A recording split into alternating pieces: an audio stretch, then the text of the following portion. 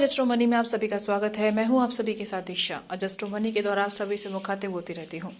आज आप सभी के समक्ष लेकर आई हूं अर्जेंटीना गेहूं उत्पादन से जुड़ी एक रिपोर्ट। जी हां, अर्जेंटीना गेहूं उत्पादन में 39% लुढ़कने का अनुमान लगाया जा रहा है। सीजन 2022-23 में अर्जेंटीना में गेहूं का 1.34 करोड़ टन उत्पादन होने का अनुमान व्यक्त किया गया। वाणिज्य मंत्रालय ने यह अनुमान व्यक्त किया। उसने आगे बताया कि पिछले सीजन में हुए 2.21 करोड़ टन उत्पादन की तुलना में गेहूं का नवीनतम संभावित उत्पादन अनुमान 39.40% नीचा है। अर्जेंटीना विश्व में गेहूं का एक प्रमुख आपूर्तिकर्ता देश है, लेकिन सीजन 22-23 में बीते मई महीने से ही पड़ रहे सूखे की वजह से अनाजों का उत्पादन प्रभावित हो रहा है।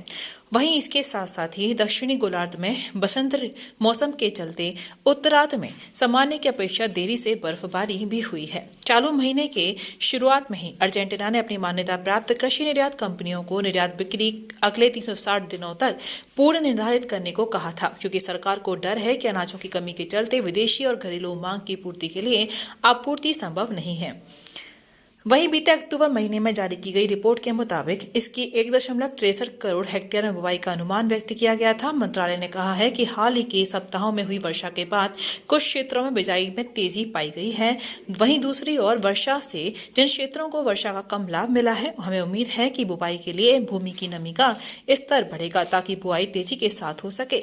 वहीं अगर आगे बढ़े तो काला सागर अनाज निर्यात संधि का नवीकरण भी हुआ है।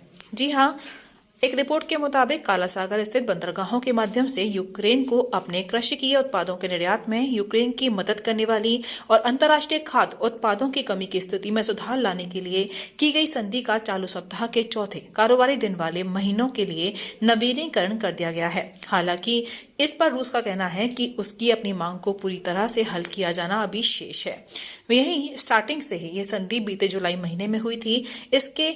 इसके चलते अनाजों और तिलहनों के विश्व में एक प्रमुख उत्पादक देश यूक्रेन को 3 बंदरगाहों के माध्यम से अनाज निर्यात को फिर से शुरू करके आपूर्ति की तंगी को दूर करने के लिए एक संरक्षित पारगमन कॉरिडोर का गठन और डिजाइन भी किया गया था।